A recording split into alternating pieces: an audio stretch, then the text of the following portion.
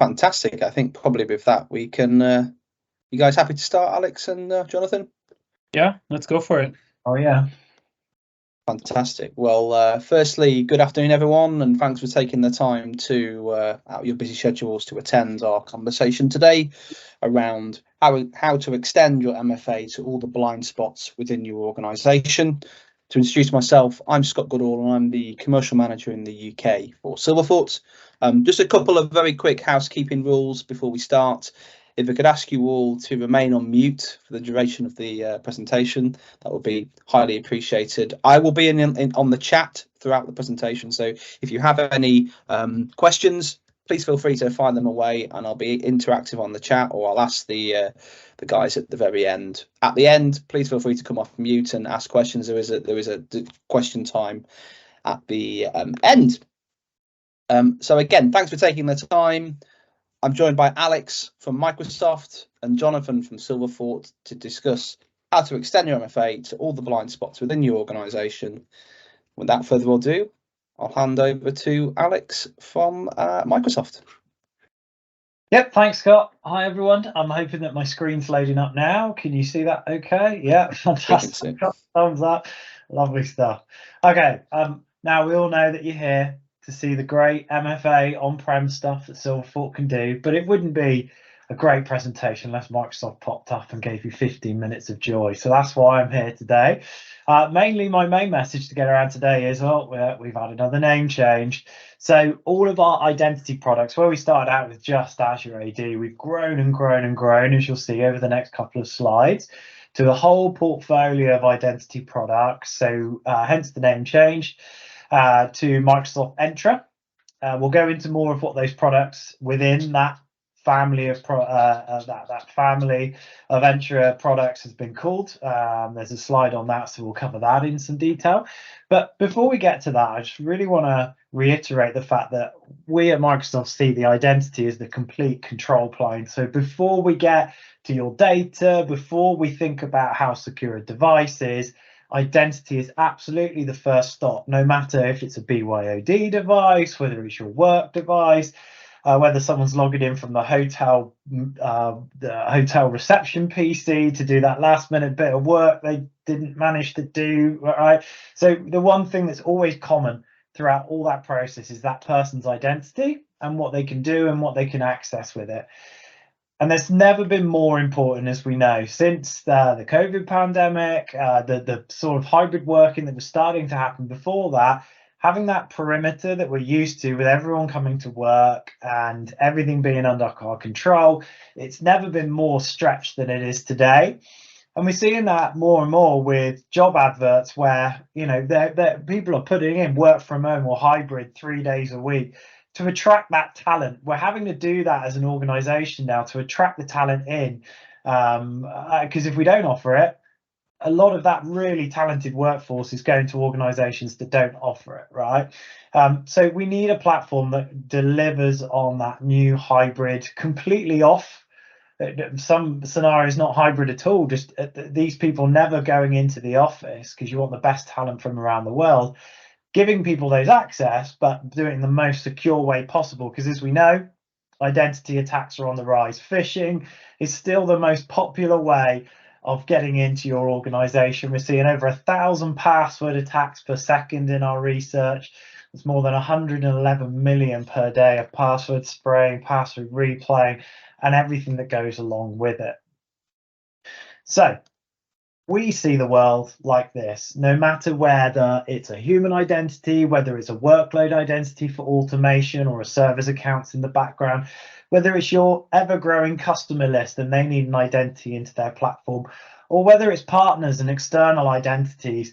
Entra ID, which is the new name for Azure AD, can deliver on all those scenarios, whether it's permanent workforce, whether it's contractors that are working for a finite amount of time, or whether we need a B2C solution to allow our customers to log into our platform and make purchases and request services. Azure I said Azure AD. We're as guilty as that. So Entra ID can be that space for no matter that identity that you require. Now we can back that up with 5 nines SLA, global presence. We have more cloud data centers around the world. Doesn't matter where you are, you're only a few short milliseconds to our backbone, to Azure. So we see great performance when using our identity platform as well. The probably most important bit is our security signals. We see trillions upon trillions of security signals per day going into our security graph. So being able to detect password sprays, replays, just anonymous behavior, geo-login anomalies, we can see it all, right? Much more than any of our competitors out there because of that scale that we have. But also the security that we can layer over the top and make it incredibly difficult for those attackers to get in, right? If we're maintaining it must be a corporate device, there must be in a certain location or IP address, we're monitoring the risk of the device and the user, we're also heightening risk or the level or the bar that you need to come in for certain web apps, both on-prem and in the cloud, really sets precedence for how strong of an identity you can deliver, depending on the resource that someone is going after. And we have all the features now, in my opinion. I feel like we're there, and we're seeing that in the industry as well. So yet again, we are seen as best of breed if you follow Gartner and Forrester and things like that. But the latest Magic Quadrant, you'll see that Microsoft there is in the top right. And when you look at the company that we're holding around there, people like Ping and Okta and ForgeRock, that is all they do. They only do identity, but yet we can deliver device security, we can deliver cloud app security, cloud security, and we're seeing leaders, if not best of breed, in all those categories as well, which really puts us in the forefront. And the fact that most of the technology you need to do that base level of security, like conditional access and MFA, just belongs in that E3 license, which I'm sure the majority of you have already, right? So it really puts us in a great place. Now, this is what these are all the new names, right? So like I said, everything's Microsoft Entra. So if you're familiar with our security products, everything starts Microsoft Defender. For our security products, everything identity starts Microsoft Entra. And then depending on what the product is, it's now got the same name it had before, or it's been changed slightly. So the most notable one, of course, is going to be Azure AD is now changed to Entra ID. The documentation is going to change over time, but what's really important, any of those APIs that you've built for workflows or hooks into your existing platform, those APIs are not changing. So you don't need to go away and start refactoring code and things like that. That is absolutely staying the same. But our governance feature, the external identities for partners and sometimes customers, that piece has changed name. Plus, of course, all of our new categories. So verified credentials and verified IDs, which are going to see a lot more common over the next couple of years as it starts to get taken up. We have now capability in Entra for that.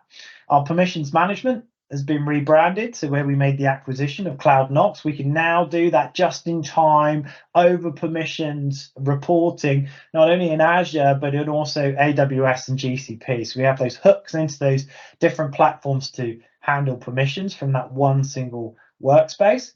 And of course, we teased a couple of weeks ago our new network access piece, our zero trust network access and web gateway stuff. This is in really early public preview, so we're not going to go more into this today, but that is something that's coming along on the roadmap as well. So we feel like we've got this great wealth of solutions within our Entra family of products. Now, the one thing I do want to show you today is privileged identity management. And just we're going to go through a short demonstration of what that can do. Now, why this is important is because this technology hooks nicely with Silverfort. So if you want to do some of that MFA checks with on-prem stuff, but manage privileged access through Azure AD, the two products go very well together. So here you'll see I'm in my new Entra portal, so entra.microsoft.com. It's great. We've got a full range of RBAC controls here, so now we can let the identity team and people who are concerned on identity security in your SOC have a separate portal now rather than having to go to the Azure portal, so it's a lot easier to navigate. And inside of here, we have put privileged identity management inside of identity governance. So I've clicked privileged identity management. Now I've got a user called Irvin who needs access to Exchange, full Exchange administrator rights, because this individual is going to cover for Deborah, managing our mail solution inside of Office 365. So first thing I need to do is make him eligible for that particular role. So if I go to assignments and I'm going to add an assignment,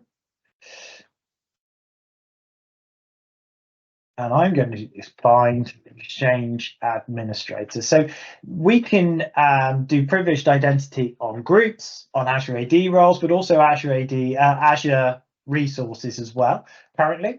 So I've selected my role that I want to allow for membership to this particular administrator role. Now, you don't have to make someone permanent, but you can do. But this is the point of having a gold standard of least privileged identity, right? Is the fact that you should have no global administrators. There should be no administrators in your environment. You may have some break glass accounts, right? And all the information is online in our documentation on why that should be there. But essentially, we shouldn't have admin credentials as well as standard credentials like we did in the past. We shouldn't have standard credentials that are overprivileged all of the time. We should be using privileged identity management to gain access as we require it. And more importantly, that the platform will then take those permissions away once our request is expired. So in this particular case, I'm going to choose Exchange Administrator. I'm going to find Irvin, should I say, in my list here. So I'm going to select him in. Now we can do groups here as well, but I just want this one particular user. I'm going to click next. And now I'm going to make them eligible for this assignment type. And this is how long Irvine is allowed to request access to this particular role. Now, I know Deborah's going on holiday for 2 weeks, so I could restrict this much further back down that he could gain access to this. So I'm going to go all the way back now to September 1st and say, right, first off, Irvin's he's only allowed to ask access to this particular role. And then once we go past the 1st of September, he can't even ask for that role any further. So we've defined the period that he can ask for that privilege, right? We're not giving him the privilege until the 1st of September. That would kind of go against the grain of what we're trying to achieve here. So I'm going to click assign, right? So that just makes it now available for Irvin to ask for that particular permission. Now, I'm going to go to the admin portal of Exchange as Irvin, just to show that he doesn't have permissions right now. Good stuff, right? I'm just going to log in.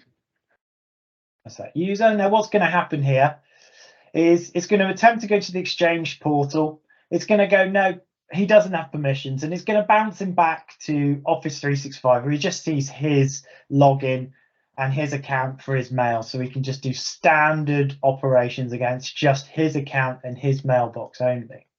Now, let me go back to here.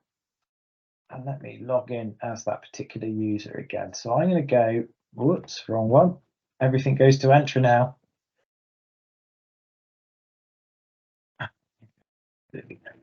Here's login again.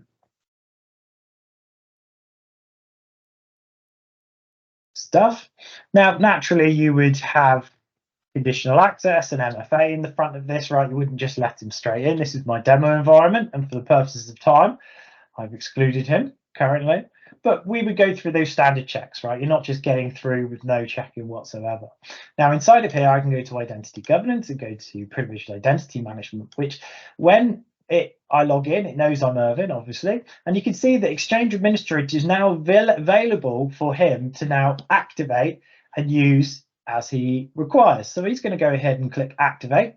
And you'll notice that I've set up on this particular role that I need to do additional verification before I ask permission to get access to this. So not only can we set up approvers to approve this, which we'll see in a second, I have to doubly check through MFA that this particular user is allowed access.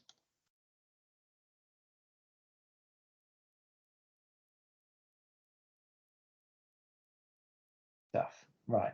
So I'm just going to go next. and setting up with an app with authenticator, because for some reason that didn't set up correctly. So I'm just going to do this quick. Nothing like being recorded on a demo, doing it live. Fantastic. It's all about the preparation, right? Okay, right. It's good, actually. You can see here we've got phishing resistant MFA turned on as well here now. So that's great news. This should be on in all of your environments now if you're using Active Directory. If it's not on, turn it on. Right, and I can sign in now. I've gone through my MFA, and I can now activate this particular role. So as I've defined, I can go up to 8 hours of access here if I want to. Now, I've customized it as administrator of my environment that actually the maximum you can ask for as Exchange administrator is 2.5 hours. But for me, I need 1.5 hours to do this, right? Great. I've requested that a ticket number goes in here, so it joins up to a change control process for auditing purposes, so we can do that. And I need access to change, because you're all watching, to change mailboxes. Activate. So that's gone out now. Now, sometimes you can do this without needing an approval process, right? If you just want to gain access for the day, if you're service level 1, I could just get this, it'll automatically approve, but it's an audited process. Now, I am an approver here, and you can see the request has come in. I can see the reason, I can see the ticket number, which is great. Now I'm going to approve in here. Great, I'm just going to confirm it. And that has now been approved. So give it about 10 to 15 seconds. And what will happen now is that this will be an active assignment. Any second now. There we go, great. So now we've got that environment, we've got that elevated access for 1.5 hours. And I can, hopefully, I might need to refresh my browser here to get myself a new token. No, great. And now I have admin access to Exchange. So very crude example, very simple example, right, of how we can use PIM. You would use it for, you know, any sort of admin role, any sort of AD group that you want to add people through to on a semi-permanent or privileged position. And I thoroughly recommend, if you have access to this today, it's part of Plan 2 in Entra ID, or old money was Azure AD Premium Plan 2. It's got to be up there as one of the most important things you can do to enable least privilege access. So if an attacker does get in, and they do get in, that we make it extremely difficult when they are in to get that elevated access and to get a foothold and laterally move inside your environment. So really easy thing to do, and it's something that my customers get on top of once they get that license and have that approval process. Great, I'm going to stop sharing there, and I'm going to hand over to Jonathan. Thanks for listening. Thanks, Alex. Thanks everyone for joining. Again, thanks, Alex. I think that is one of the easiest things that can be done that brings the most value as far as security, and I think it's an amazing feature from Entra. Alex, you said Azure, I think twice, so expect a call from your manager by the end of the day, right? We're not allowed to say Azure anymore. So I'll go ahead and share my screen as well, and hopefully you guys can see my screen. Somebody can just let me know. Yeah? Yeah, Awesome. we can see it, Jonathan. Okay, perfect.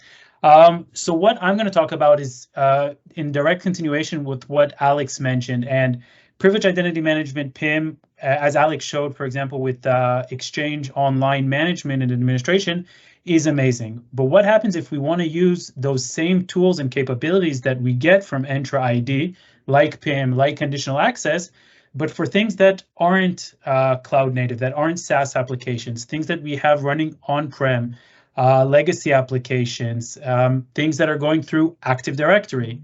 Notice that Microsoft didn't change the name of Active Directory. And there's a good reason for this, is that they're not making changes to Active Directory. Active Directory is the same. It's not getting any of the amazing updates and security features and capabilities that Entra ID is getting. But we still need to be able to protect Active Directory and the identities that are going through Active Directory with modern strong authentication.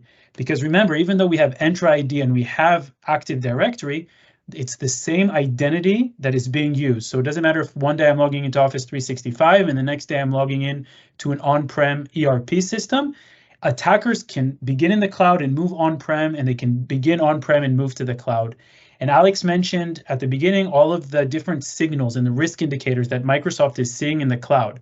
What Microsoft isn't able to do, unfortunately, is they're not able to take those risk indicators and to tell Active Directory, listen, we saw something suspicious with Alex's user in the cloud, right? Trying to access Exchange admin.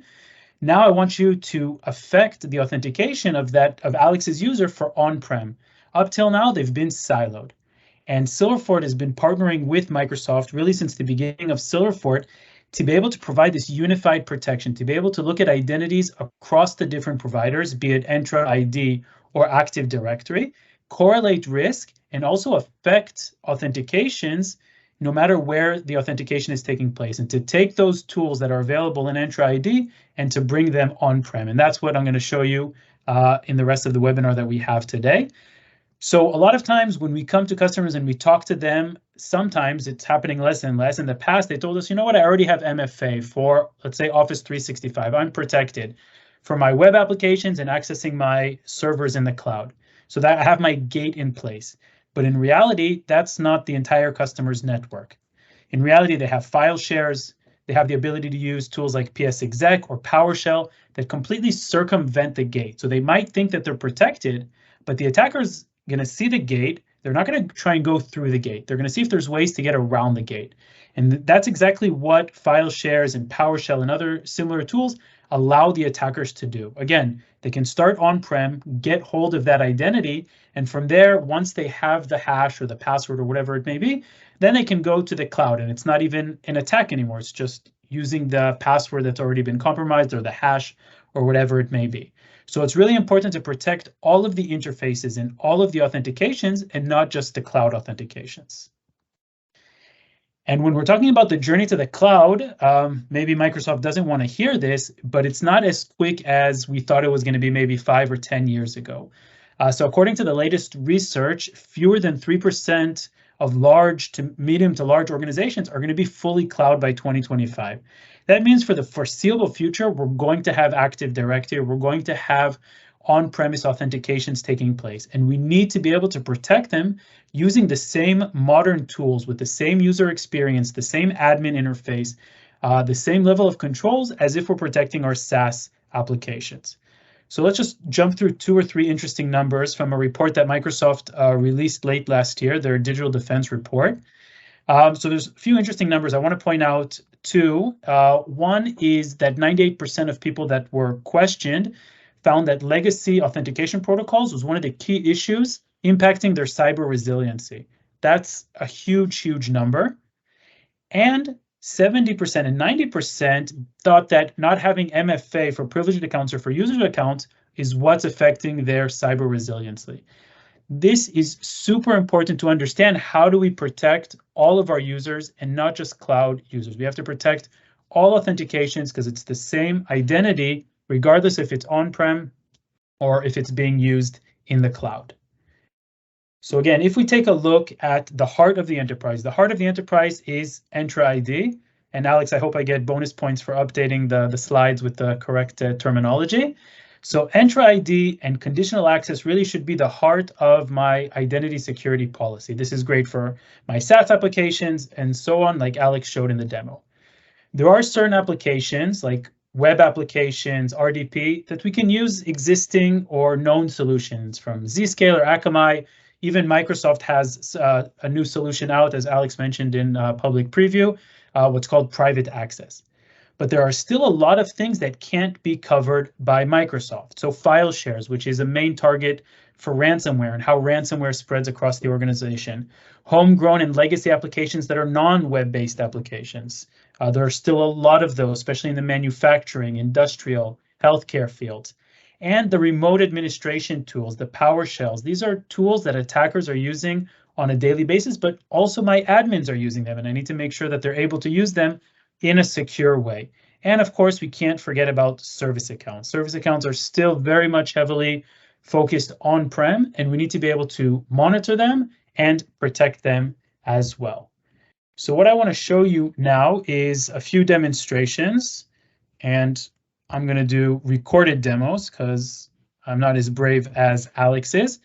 So the first demonstration that I'll show you that we see here, this is going to be accessing a legacy application. So think about any legacy app that you have in your organization, be it web-based or non-web-based. Now let's see an example of what we see here. So in this example, we're going to open up an old web application. It could be SSO, or it might require me to enter my username and password. And once I do that, I'm going to stop here for a second. What we saw was the sign in with Microsoft button. This means that this on-prem authentication has been bridged by Silverfort into Entra ID. And once it's bridged into Entra ID, I gain all of the capabilities as if this was a SaaS application. So in this case, just like Alex mentioned, this is the non-phishable MFA, so number matching. We enter the number matching, and we're entered into this old legacy application. It's important to point out that for this to work, we didn't need to make any changes to the application. What we do is we hook into Active Directory, and we can talk more about this if there's questions about it. And from there, we're able to put on top of old applications and legacy protocols, we're able to put modern authentication techniques. So we get all the benefits of Entra ID and conditional access and all of the amazing features that come with that without having to go and make any changes to the application itself. And we could also provide PIM, what Alex demonstrated. Now, because we are bridging these things into Entra ID, we can now add PIM, privileged identity management, on top of legacy applications. So we can bring PIM from the cloud all the way to our on-premise resources and environments. I'll show you another demonstration here. We'll see here, we saw the legacy app. Now let's see an integration that we have with Defender for Identity. So Defender for Identity is an amazing product by Microsoft, part of the Defender suite, which has a certain limitation, Microsoft, where it's able to provide a lot of insights and real-time risk indicators. What MDI is lacking a bit, and this is where Microsoft and Silverfort partnered again, is the ability to provide real-time remediation for anything that MDI detects. So let's take a look at this demonstration. We'll skip ahead here. So what we're seeing here is this user, my user, has a very low risk. And as they have a low risk, we're going to be able to log in to our shared folder without any interruptions, as if nothing was going on. I didn't get an MFA. But now we're going to go over to the Microsoft Security Dashboard, and we're going to see that our user has a high risk. So I'm going to want to enable MFA for this user. In this demonstration, we're doing everything in a manual process just so that we can see step by step. Obviously, it can be automated as well. But what we're going to do is we're going to enable MFA for this user because this user has been compromised. So we can see that this user is compromised. So I want to enable MFA for this user. Once I enable MFA for this user, remember this is an on-prem authentication, MFA has been successfully enabled. That's going to trigger that our user on-prem, their risk has been elevated. So if we refresh the page, we can see that my user is now at a high risk. And if we look at the actual risk indicators, we can see that we've received intel, we've received a risk indicator or threat telling us from Microsoft Defender for Identity that this user is now at risk. What's going to happen now is that this is going to affect the user's authentication process. Instead of them being able to log in seamlessly, something is going to change in the process. So we'll see now that this time when the user tries to log on, we're going to have to go through Entra ID and provide MFA in the form, of course, of non-phishable MFA, which is our number matching, which Alex mentioned is the default and should be enabled for everyone. So we'll enter the number 87 and we'll be logged in. So again, this is a way that we can pair the capabilities from the detection point of view from Defender and connect that with the response capabilities that Silverfort brings to the table. And the last one that I'll demonstrate is around PowerShell. So again, this is an on-premise standard PowerShell session, nothing fancy here, connecting to a remote machine to do some admin work, reset a service. And again, sign in with Microsoft, the same user experience, which is very, very important from a security perspective, that users know what to expect. We get the number matching, we enter, click yes, and we are in. And the PowerShell session can continue. Obviously, if this was an attacker that was trying to move around the network, even if they did have access to my phone, they'd need to be able to see the screen and the phone at the same time in order to approve this authentication. So again, that's just to demonstrate how we can take these modern tools that are available from Entra ID, like PIM, conditional access, number matching, and we can bring those to my on-premise applications, legacy applications, command line tools without having to make any changes to those applications or to my network. And the final thing that I will share with you before we open up the floor to questions is around service accounts. So I'll go to the Silverfort portal, admin portal, and we'll jump over to the service accounts. Obviously, when we're talking about service accounts or application accounts, machine-to-machine, non-human identities, we can't require MFA because there's no user that is associated to those accounts. But these accounts in most organizations are highly privileged.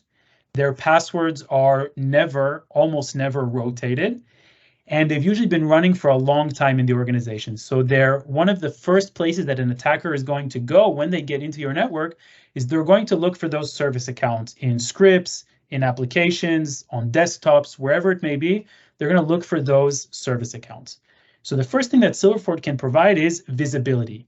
Here is the list of all of the service accounts that we've detected based on our algorithms and knowledge. Remember that Silverfort is seeing all of the authentications in your network. These are the ones that are highly privileged. These are the ones that have interactive login, which means a human user and an application are using them, which is extremely bad practice. But not only can I tell you the list of service accounts, I can also break it down and say, this service account, let's take this one for example, which is in charge of backups, has been accessing from this list of servers to this list of servers. So from this source to this destination. Now, me as an IT admin can go in and say, well, my backup service should be running from one machine to a lot of machines. It shouldn't be running on a lot of different machines. So all I need to do is come here, turn this off, scroll down a bit, click block access. And as soon as I click save, this service account, regardless of its permissions, even if it's a domain admin, has now been locked down to one single source and, for example, 2 destinations. And we call this a digital fence that we are building around this service account. So if a developer is trying to use this service account for something that it wasn't designed for, or if an attacker got hold of this service account, or if somebody's trying to log on with this service account from a different server outside of the permissions that we gave, it will be completely blocked, and obviously we will get notifications about it. But what's important to note here is we didn't need to rotate any passwords. We didn't need to make any code changes, yet very, very quickly we were able to put controls in place that would eliminate a complete network takeover if somebody were to get hold of this service account. So again, to summarize, 2 parts. One is being able to provide unified identity detection. So taking the on-prem, correlating it with information that Entra ID is giving us, and sharing that information. So Entra ID can give me stuff about the cloud to help make decisions about on-prem. Silverfort can use information from Microsoft Defender for Identity to react to risky authentications that are taking place on-prem. We can share that information. Silverfort can take authentications that are taking place on-prem, bridge those into Azure, into Entra ID. I almost said it, I didn't say it, into Entra ID in order to use those same tools to protect my on-prem. This includes the conditional access and PIM like we saw in Alex's demo. And finally, the ability to detect and protect service accounts. So with that, I will see if we have any questions. you've just had one, Jonathan. Does it block access during the authentication process or use the native AD tool to restrict the user to specific computers? That's a great question, Yuval. His name is in Hebrew. So that's a great question. Does it block access during authentication? Yes. So we are actually intervening in the authentication flow itself. So meaning even if it's a domain admin, which means domain admin has access to everything, so it's not specific computers. If there is a policy in place that is restricting a domain admin, then yes, we will intervene and we can either block it or require MFA. A great example of this that we have from a customer, Yuval, actually a customer in Israel, is it's a company that has call centers. Call centers work in shifts. It's not their own computers. There's a high turnover of staff, right? They're not usually the most security-oriented people. So they built a policy that said no domain admin can access from the call center network to the production network. So if an attacker was somehow able to get their credentials and phish those computers, which are probably the most phishable computers in the network, even if it's a domain admin, they wouldn't be able to move into the production side of the network. And this is because we're able to intervene in real time in the authentication. So I hope that answers your question, Yuval. I see we have another question. Yeah, there's two more. Oh, I see one more. Yeah, you fire it and I'll find the other one, no problem. Okay, how do you bridge the on-prem AD account to the user in Azure? That's a great question. So the users are synced, the identities are synced using the Microsoft tools. I think it's called AD sync or password sync. I forgot the exact term. Alex can help me here. But how do we know that an AD user is connected to an Azure user? Either by the UPN or by the email address. Good question. There's also a question in the Q&A, Jonathan, from Doug Howell. Do you need to deploy an agent to all clients and servers to facilitate that logon flow? That's a great question, Doug. So in the flow that we saw here, you saw that there was a button that said sign in with Microsoft. So that option is to bridge everything into Entra ID. There is another option to do just a standard push MFA to the Microsoft Authenticator. I don't know even what to call it today, Azure Authenticator, Entra Authenticator. So there is that option just to do the standard push. In the case of the standard push, you don't need the sign in with Microsoft button. So therefore you don't need that agent on the endpoint. What you do need is you need a Silverfort agent on Active Directory. In any scenario, in none of the scenarios, do you need to touch the servers. So in nothing that I showed you today, do you need to touch any of the servers except the Active Directory servers. And I will mention that our solution is what is called a preferred solution on the Azure Marketplace, which means that it's been looked at and validated by Microsoft. And the agent was developed together, parts of the agent were developed together with the Microsoft engineering team. And so you can be very, very sure that our agent is running, and we do a lot of checks before we run in your system, because obviously Active Directory is a very sensitive server. So Doug, I hope this answered your question. No, I just note there, just to add on to that, it's not like other solutions on the market that do require agents and proxies. It's not that kind of agent and proxy, right? It's just effectively a service that we run on the domain controller, right? And that has to do all that stuff. Okay, cool. I can answer Simon's question myself in a second, but Kirsty has asked, I thought the Microsoft recommendation was not to sync on-prem admin users into Azure. Yeah, that's a great point, Kirsty. So for that case, for your admin users, the bridging capability that you saw wouldn't be available. So what we recommend to our customers for the admin users is either to use standard push MFA, and in that case, you don't need to sync them to Entra ID, or what we more recommend to users to do for their on-prem admins is to use some type of FIDO token, like a YubiKey, for example, which we could also help to facilitate.